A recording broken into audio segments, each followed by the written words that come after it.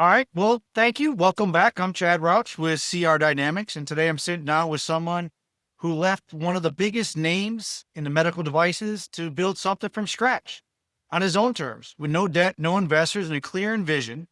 Michael Giangregorio is the founder and CEO of MMG Medical Sales and Services based in Kansas City. In 3 years, grown four times, become the largest distributor for Max Orthopedic in the United States. Michael, welcome to the show.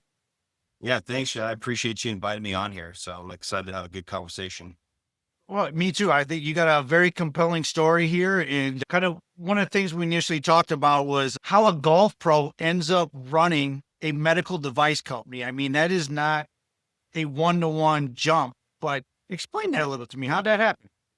So, I'm very grateful for my experience in the golf industry. So I got exposed to golf. I started playing when I was like five. And you would think I've been playing now for like 20 years. I should be better than I am, but I'm not. But, I was very lucky. I got to start caddying when I'm like, 10, 11 years old. And I just fell in love with the golf business, and for me, I love service, service, service, service. And, for me, I was fortunate to go and caddy at very high end clubs and get exposure to that, and being a caddy is tricky. You're out there you got to keep the group moving. So finding golf balls and stuff like that. But, typically the person that you're caddying for is probably not playing that great, odds are, and you got to make sure they have a good experience, and that's tricky. And that was like a really cool thing for me to pick up on at a young age. But, so I went to Coastal Carolina, graduate with a business degree with like kind of like a minor in professional golf management. And I came out as a golf pro. Off I went. So I was a golf pro at Kansas City Country Club for 4 years until I transitioned out. And, you know, very grateful for the experiences I got as a golf pro. I made great connections. Kansas City Club's a huge club out here. And, I think through that experience for me, man, I just learned with servicemen, and you're dealing with members and, you can run a tournament. It's very easy. You just need scorecards, a scoreboard, and carts, but what I learned is how do you go the extra mile? Make sure that if Mr. So-and-so likes a Diet Coke with ice and, we make sure to have it in his car. We memorize all the guest names and we knew what clubs they were playing from. If it was a super hot day, we go get a bunch of white small towels and put them in an ice bucket with lemon and drive around the course and just hand them out, and it was like the small details I picked up on it. And I don't know. I think like I definitely love the golf business, but for me, I just didn't feel fulfilled in it.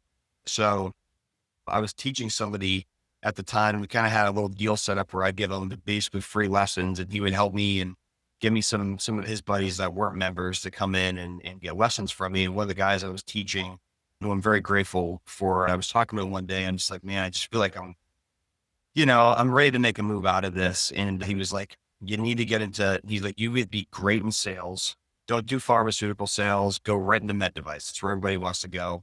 And he connected me to a recruiter and I interviewed with one company, Stryker, got the job, which that was kind of a crazy experience too. Just, having one company I'm interviewing with, off I go. So, but again, very grateful for the golf business. I learned a lot, and how to manage, yeah, you would think it's a place of pleasure, a country club, but there's a lot of politics and the dynamics there are tricky. So it's like, you're going to have angry members. So how do you manage that? You're going to have happy members. How do you manage that? And I would run some of the bigger tournaments there once I got established, and man, it's just so much goes into it, and I'm grateful. I had a great mentor when I was in the professional wealth management program at Coastal Carolina. You had to do an internship every summer. And sorry, this might be I'll keep the story short, but it was like one of the last people to get an internship my freshman year. I was scrambling, that was kind of who I was back then. And the shot at Country Club, which is at Concord, it was like 2 towns over from where I'm from, Lexington, Massachusetts. And, I applied there, get the job, and I spent the summer there. And Chris Carpenter was the head pro there. And we had lunch and it was like the last day of my internship, and he looks at me and goes, so what do you want to do next year? Like, Chris, this was so much fun. I loved it. I'd love to come back here. And he's like, man, you got to dream bigger, and that was the first time I ever had somebody actually say that to me, so we have lunch back to his office and he pulls up on his screen. He's like Wingfoot and Shinnecock Hills. And these are clubs for me that were unattainable, and Yeah. he was friends with the head pro at the country club in Brookline, which is basically in that industry, one of the best jobs to get. The head pro there is incredible, Brendan Walsh, and a great mentor. And he was like, yeah, I'm going to get you an interview there. So I interviewed, and it was the hardest interview I've ever had, even with everyone else, the hardest interview I've ever had. And that moment, that experience there for me at the country club for 3 months, it just changed my life.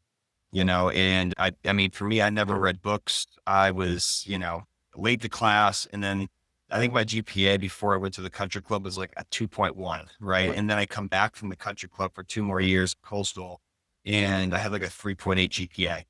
So, in that moment, I learned the power of mentorship, and they really changed my life. And, what I've discovered is it's basically in every business. How you function there is how you do it in any other industry. So transition that device. And I've been able to take those skills and implement them here. No, it's kind of funny you mentioned caddy, and I did not have the experience that you had. I was way too young to really enjoy it, but I want to come back to it a little bit because the way you described it, it kind of describes the entire business around that metaphor. The taking care of your clients, doing the little things that count. So you described yourself a little bit as a caddy for surgeons on some of our stuff. So what does it actually look like in the OR room? Yeah, that's a good question. I view us, we are literally caddies for a surgeon, the operator, or we try to. So I was very fortunate. I had a surgeon who still works with us that he came out of fellowship and moved into Kansas City, and overnight became the biggest surgeon in our area. And I was managing him, and he's taught me so much. And, through the process, I realized, with some surgeons that are lower volume or whatever, like you're there to just, be a good presence, open a box in the room, make sure my instruments are here. And then you go and you work with a more high volume surgeon and you realize it's like, okay, so like our job, we need to make sure we have implants there and instruments there, right? The basic, but we also have to have all the options. So I'll speak lingo for a second. For a total knee, you have to have cruciate retaining, PS. For us, a PCK, which is our revision femur, because you just don't know what you're getting into. A patient might have an MCL tear or something, and all of a sudden you need more constraint. And I think like my frustrations where I was is just, I never had backup instruments. And, on days I'd have 7 instrument sets, or 7 knees, I'd have 4 sets of instruments and have to turn over. And, it puts strain on the whole hospital staff. And, for me as a caddy, it's like, I've been programmed to make people's days easier, not harder.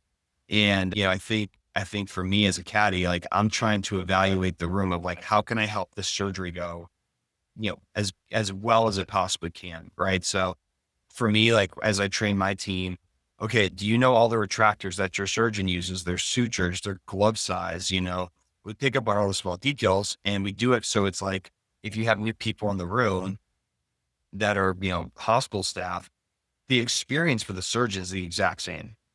And again, just like caddying, it might be windy and raining that day. It might be perfect weather. It might be tough pins. It might be easy pins. I have no idea. Right. But they have to have the same experience. And that's kind of the mindset we brought into what we're doing now. And also I was like I said, very lucky. I was able to caddy at Myopia Hump Club, which is a very prestigious club. And I'm around high-end members. And I don't know. I was just able to talk to people at that caliber at a young age. And I'm not saying that I don't get nervous around very, successful elite people, but I think it just allowed me to see like, okay, they're normal people and you have a job to do, and you got to have a good personality and stuff. So for us, it's like, yeah, we're making sure the case goes smooth. Additionally, it's the business of making people feel good. I was thinking about this where I listen to a certain podcast 3 days a week and I love it. It's like the best part of like I wake up in the morning and Friday hits and I'm like, oh yes, I get to put this on while I'm going to the gym. And it's a highlight of my day. Right. So that podcast is like a very important part of what I do. And for us in the operating room, like for a surgeon, that's the best part of their week is operating. So I also realized like, I need to make sure that I'm providing a great experience atmosphere with my energy, how I am, like good, I don't know, conversation. And, you say some jokes before we make a decision and things like that. Make sure the music, right. So, I think bringing that over into this has been important. That's what I'm training my team to do. That's awesome. I mean, it sounds like the execution. So it goes back to that. The basics, the little things matter to make it work out. You mentioned kind of the efficiency gains. So if we're speaking from an operational standpoint and kind of streamlining things, your team, correct me if I'm wrong here, but typical industry norm, and I'll use it, is the meeting time is everybody meets 15 minutes early. All right. But you tell your team, hey, let's get there an hour before the surgery. So what happens in those kind of those extra 45 minutes? Is that critical? Is that how you see things, the efficiency gained by that early prep work? Yeah, I think, man, for us, you get there, we always double check, right? So we don't use couriers. We personally deliver all of our totes and instruments, so we make sure they're there. So, I mean, it takes 30 minutes to make sure your instruments are pulled for the room, your implants are good, just double checking everything. I think more importantly, the reason we get there so early, it goes back to the experience. Like, I'm very grateful I get to work at hospitals where I've got great relationships with everyone that worked there. Someone at the front desk, someone that's a circulator in the room, SPD, whatever it is, And it's funny. I mean, I get stopped for 5-minute conversations by 10 different people, in the morning. So I always think of it like, get there 45 minutes, an hour early, and that gives you time to set up. And then it gives you time to just connect with everyone that works there and have conversations and not make it so like quick hitter of like, hey, how's it going? Okay, yep, see you. Like really like slow down, have good conversations with everyone there. Because again, like for them, they're going to work and I want to make sure that when we're operating there on our days, like it's their favorite day. And it comes, so that's why we get there early. It's just, it allows us to interact with people and make sure we're set up and we're not scrambling. You're making it more of a relationship base because the last thing you know, you're rushed. You're in an operating room. You don't want the surgeon to make a quick incision. You want to be Yeah. planned. You want to be timed out correctly. Yeah. And I mean, and just trust me, this is all by error, right? Like I've always, we need something and we don't have it. And, I tell my team this, like, you get to learn from my experiences, so you don't have to go through it. It's just a bad feeling, when a surgeon's like, hey, I need this and you don't have it. It just, man, it just makes you feel like you failed, I know if I get there an hour early, I'll know I have everything there. And then I also know if I don't have something there and it gives me time to make sure I get it, so no, you're totally right. Yeah. And so, I mean, it kind of goes back to standard work in a sense. You get there early, you get your things positioned, you make sure you got everything that's there. I mean, it just makes everything more efficient and kind of also the efficiency, but also the discipline by getting there. That you mentioned getting up early to go to the gym. I mean, there's all discipline aspects that make life's a lot easier. And kind of, you mentioned in the past that kind of from an efficiency and how you operate, kind of doing the little things, that there was like an inventory. Max Orthopedics does some audits on you guys. So from an efficiency and a discipline standpoint, you had $7 million worth of implants and you're off by 6, not 6 million, but 6 pieces. How do you build that discipline into the 3-year-old company? It starts at the top. So it's like, I need to act in how I preach. So, again, it comes down to what we kind of talked about before the show started, of like how we treat, so like we just established good habits very early on, and for an example of what we do. So we have a policy and procedure manual, and it's basically like, that's our guideline. That's our North Star, and within that, it talks about everything, when to go to the hospital, how we cover cases, how to handle storage with implants. And the beauty of that is like, you're establishing the standard immediately. Right. And the team buys into that, which has been really cool. Like I'm very lucky where I'm surrounded by incredible people I get to work with every day, and they self-police. I get called out, like we have a rule of like being clean shaven. I go in with a little scruff, like they call me out. And I love that, honestly, like, look, for me, I'm busy, I'm running around. Sometimes I bring a tote back to storage and I didn't take all the femurs out, right? They let me know. And that to me, I like it, and I think, again, it just comes down to culture and then establishing that immediately. That's like one of the biggest lessons I've learned in starting a business is, when you hire people, like how are you training them and how are you going to create, and culture is such like a big word now, but it's like, how are you creating discipline, Mhm. And I think it's just by like not teetering that line, it's like, this is the rule. You have to follow the rules, and when you allow people to not follow the rules, that's when all of a sudden the people that follow the rules are looking at you like, what are you going to do? And they're kind of challenging you and you have to learn how to manage that. So, discipline is started very early on and it's every associate, it's like the first hire that I had. Maureen stood with me from the beginning of the company. She was trained the right way by me. And now she understands that. So now we have two people and then we hired Jordan and she understands, okay, this is the rules, and now there's three of us and you got David who just started and Drew who've been here. And now you have more people that are just following that discipline, that culture, and that's the standard. So they see them do it. It's like, there's no shortcuts. So It kind of how you started out. You have the manual, you have the policies, and then you hold the accountability. I mean, that's discipline in itself from a startup standpoint by giving the tools necessary to start.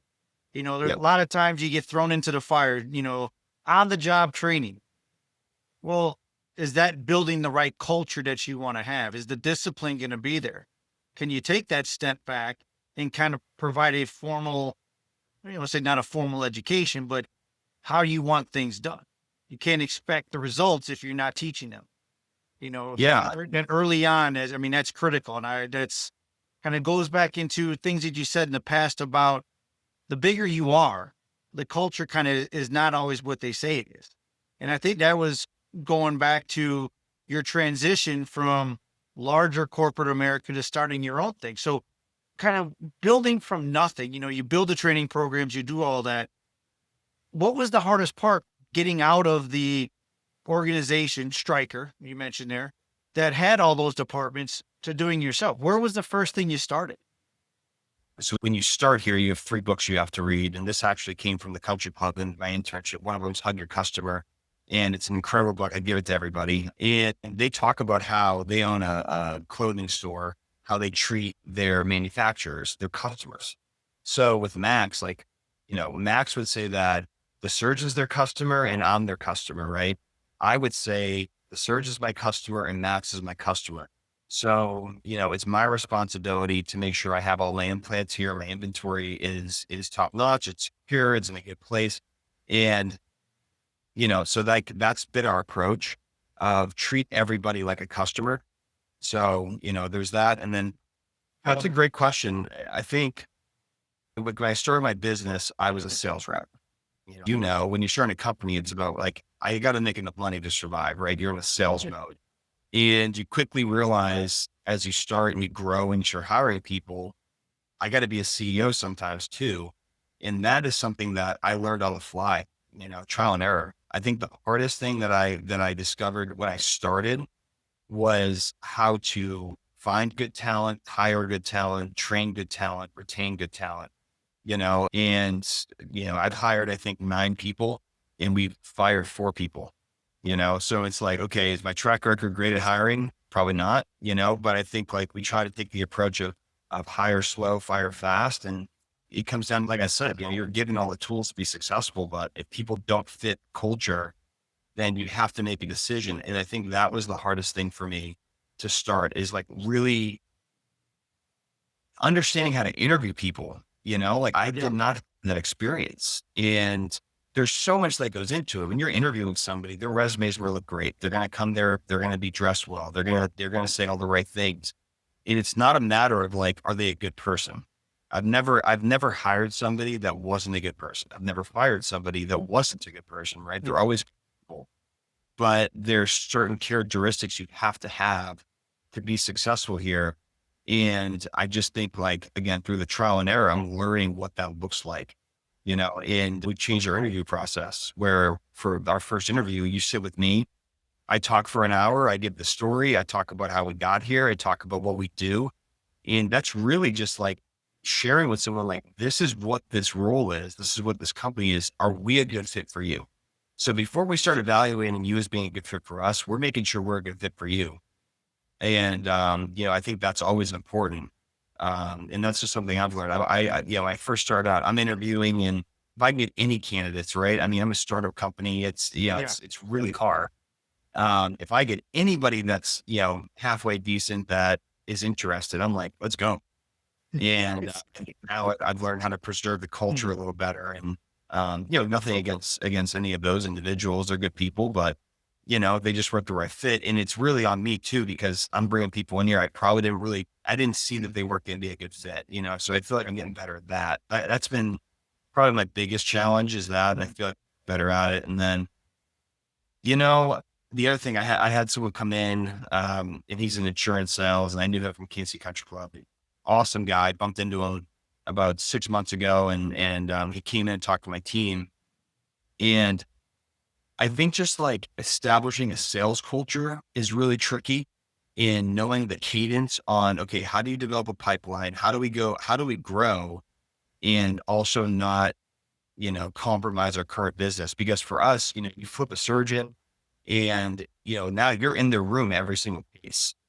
Right. So there's a lot of that, like, you need manpower or woman power to, be able to manage it. So it's like that fine line.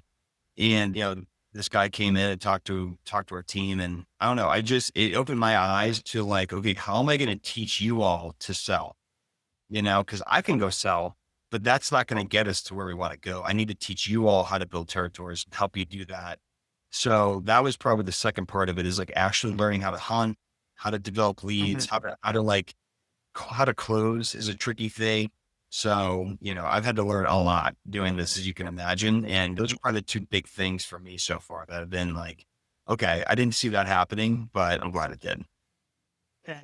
And I like how you say that. Two things come out. That one is, you don't know what you don't know.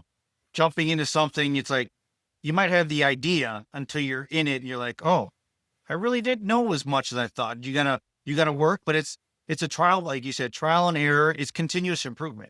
You make those small wins day in, day out to get better. The other thing is that the old analogy, one bad apple can rule the whole. It's that people don't realize that, how that one bad apple can spread very quickly, and then you got a small team, and then that becomes infectious.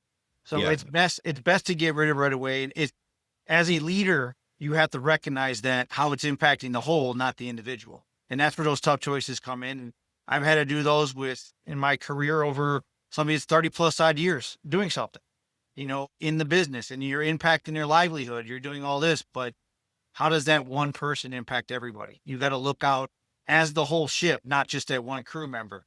So it is Yeah. a very tough decision. You mentioned kind of, you're on a growth, you're hiring new people, you have those challenges. So where are you guys headed? Where is MMG going? What's behind it? What's the next steps for you guys?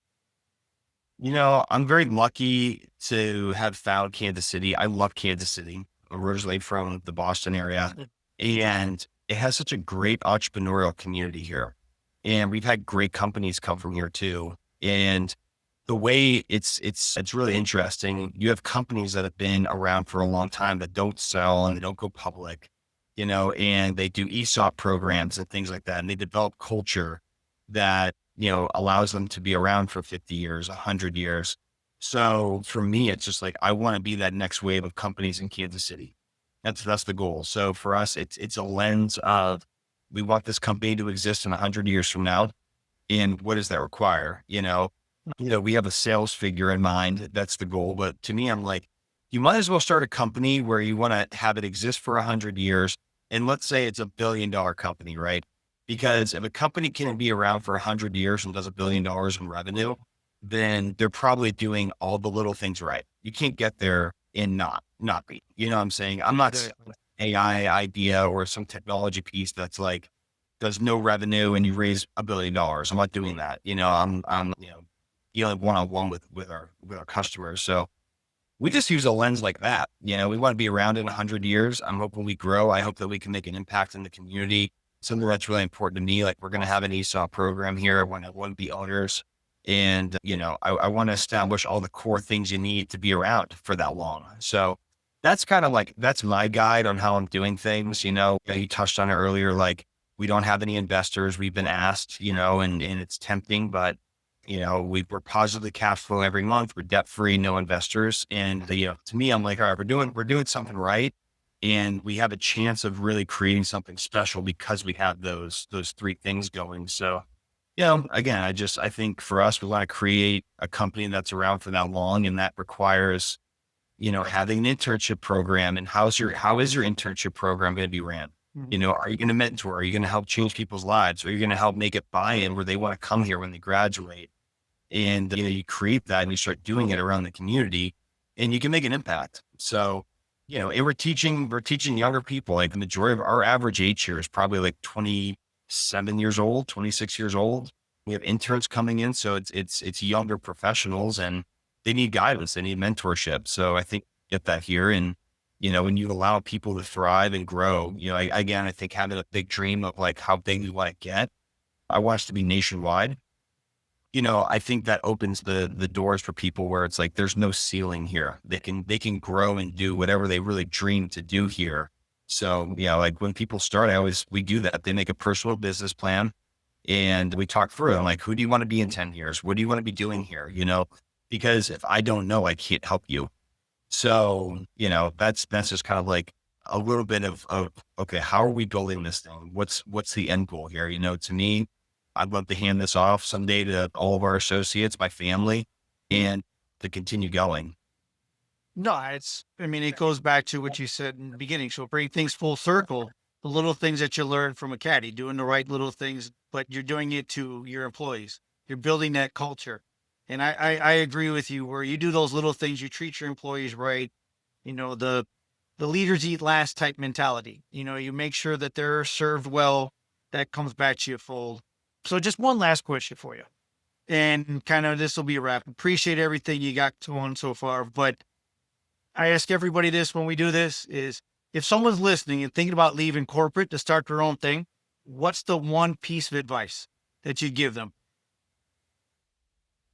One piece of advice. So, for me, I was, 30. Yeah, 30 when I started this or roughly around that. But in my 20s, I was all in on reading every business book. And I'm like, okay, I'm going to go flip houses and I'm going to do this and I'm going to start an e-commerce business. Right. And I was doing all these other things and it wasn't centered around my day job. And what I realized when I started MMG Medical about 6 months prior was go take what you're good at and then do it. So if somebody wants to start a business, I would say, what do you do right now? What are you good at? And if you were to go out on your own, could you take what you've learned and make it better and just do your own thing? That would be my advice. I think like we're definitely in a culture right now where everybody is so like you can't get rich if you work for somebody else and entrepreneurial and own your own business. And then there's people trying to sell you on starting laundromats and car washes. There's so much stuff going on. And it's like, even with real estate, I had rental properties, it's not passive. I'm getting phone calls because, there's too many mosquitoes on the outside of the house. It's like, it's not passive. Nothing is passive. And quite frankly, I think happiness doesn't come from passive. I think when you can be productive and do something that you're passionate about, that's happiness.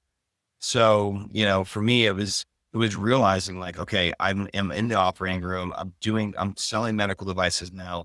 And there is an option where I can do this on my own. And why would I not do it on my own? Like, why not try to do something I'm literally doing every day, getting better at versus trying to do something else, like an e-commerce business for supplements or flipping houses, I'm like, I don't do this stuff. I mean, I don't even have a hammer at my house and here I am trying to flip a house. I think this was hamster wheel, Yeah. and it's like, I don't know. I know this isn't, I remember I was on somewhere, maybe a coffee shop or something. And they were like, man, that's a cool logo. Is that where you work? I was like, oh yeah, yeah, this is my company. And they're like, oh man, you own your own business. That must be amazing. You probably have your schedule, flexibility, and they're going off. I'm like, dude, I work 3 times harder. I'm 10 times more stressed, so if you're trying to get into entrepreneurship to like have some passive life where you're living on a beach, I mean, sure, there's some people that can do it, but it's not what it is. You're going to have to work really hard, and to me, I think too, like, stick to what you're good at. And when you start that business, man, you better be ready to go all in, head down, grind, passionate. Like, this is, I eat, sleep, and drink in MG Medical. This is my life, is this company outside of my family. So it's like, man, you better make sure you love what you do, because you're going to have to love this thing. Because if you're not passionate, then your team's not going to be passionate. And that's also like, this is, I think on the same lines, but like, you got to make sure you have a good partner. Like, my wife is so supportive, and she lets me work as hard as I am to build this. She's on a video production company. So she does all of our video work. Like, she's involved, and you got to make sure that your partner's bought in, if you have one, and you got to make sure like that side of your life is in a place where like you can go take that risk.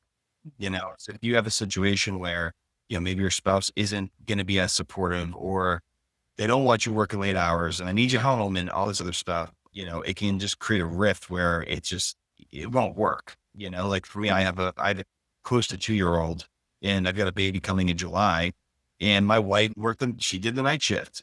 She's like, you got early for work and for surgery. And, I'm grateful for that. I got the sleep. I shouldn't say I'm still waking up, but I got the land.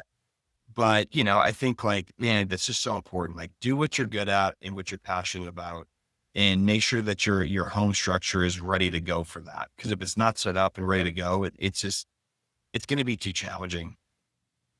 Well, Michael, I think that's a great takeaway right there. That's a great point to end it on. I mean, excellent advice. I'll sum it up in kind of what I heard. If you're passionate and you find something, it's no longer work. You can Yeah. enjoy it. And if you can do that, sky's the limit with the support that you have.